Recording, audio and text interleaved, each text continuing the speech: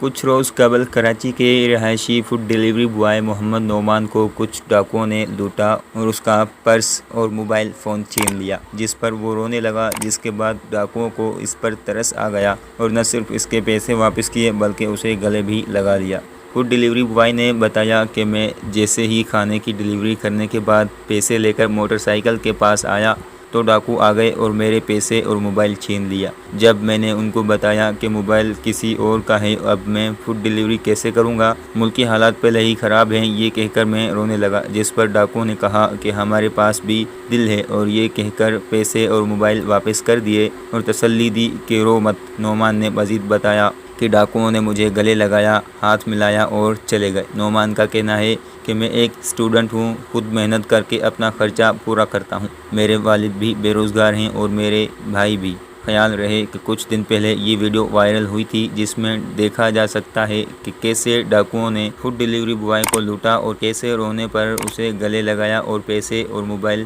واپس کر کے چلے گئے۔